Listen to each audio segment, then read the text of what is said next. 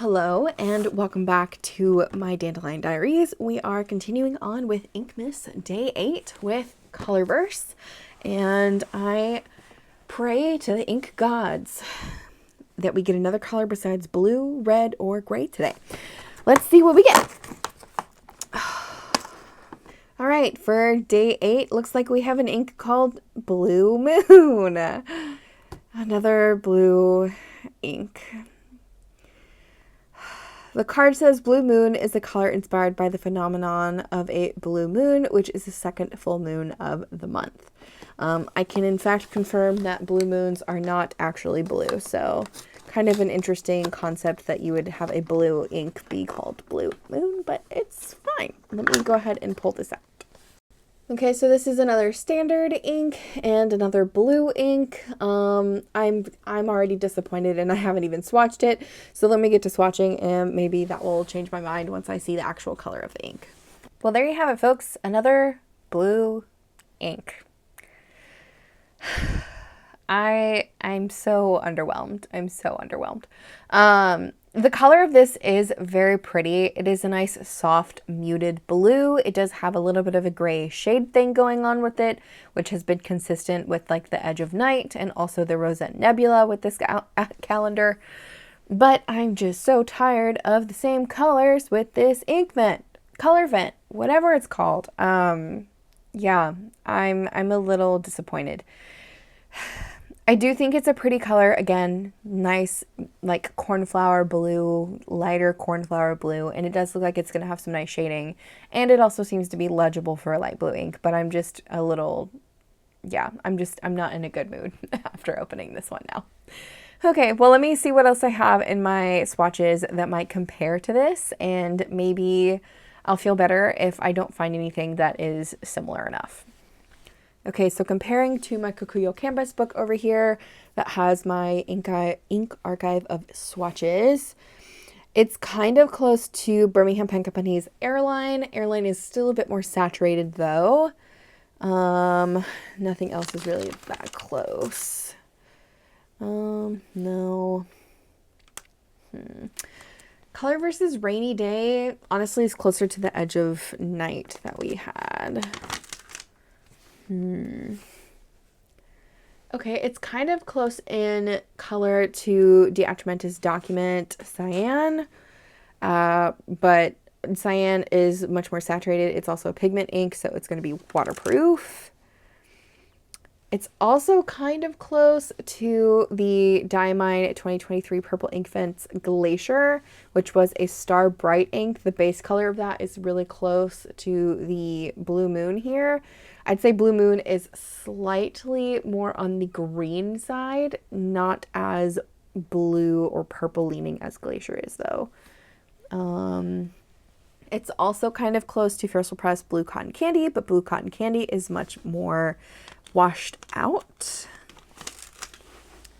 But it is almost a like perfect dupe for Ferris Press's Dusk in Bloom, which is incredibly dry, so that's kind of a nice thing to see. I think Blue Moon here is a bit more on the green side still. It's still a bit more yellow toned versus the Dusk in Bloom is still more of that red purple side, but kind of nice to see. It's also close to Ferris Press's Bathurst Blue Denim. Just Blue Denim has the shimmer here. Also kind of close to Ferris Press's Unfettered Flight, but again, this one has the shimmer and is a bit more washed out.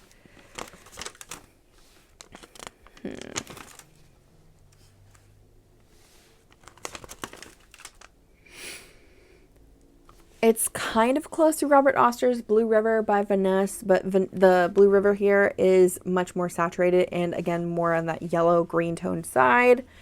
And it's also kind of close to Sailor Ink Studios 140, but 140 is much more saturated and has this beautiful like blurple shade thing going on. It's similar in tone to Sailor Manyo Haha, but Haha is still a bit more on that purple leaning side. I'd say it's more on tone with the Sailor Manyo Koke, but Koke is much darker and has that kind of green haloing with the pink shading. Yeah. It's kind of close to Vinta's Lac base as well. The Lac Bay has a really cool red shimmer with it. Yeah, I would say it's kind of close to Robert Oster's Romeo and Juliet, but Romeo and Juliet is definitely more teal than the Blue Moon. Let me go through my teals just in case I misplaced something, but this pretty much fits in blue for me. I don't see it leaning it towards the teal side as much as it could, I guess. Yeah, I'd say this is pretty blue. It doesn't really match any of these that are a little bit greener.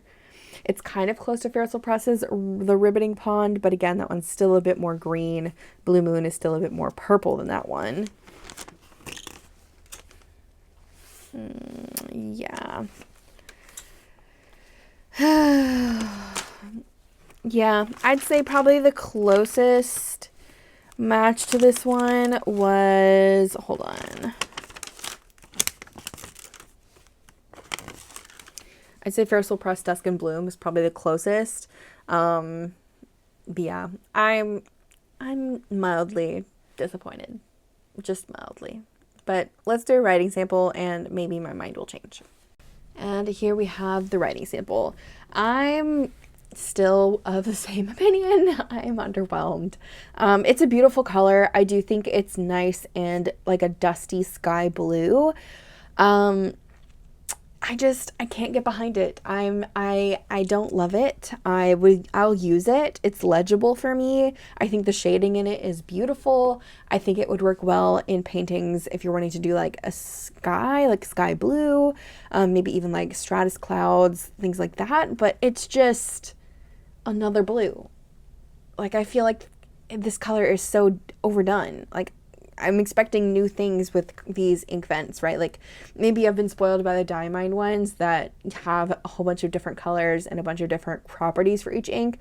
And I realize this is Colorverse's first Colorvent. It's their first inkvent, at least to my knowledge. It's never been done by this brand before. And I expected more variety, I guess. And all we've gotten is blues, reds, and grays. But, you know, there's still plenty of days left on the calendar. I mean, maybe we'll get a bunch of colors at the end that are different, or maybe this is the last blue in the calendar. I don't know. Again, it's a pretty color. It's got beautiful shading. I think it'd be great for like a summer blue or even a spring blue. It's just not my favorite right now, and I'm a bit disappointed. But yeah, I'm going to leave it at that. I'm going to stop griping. I'm going to get off my, trainer here. But I hope you're having a good day.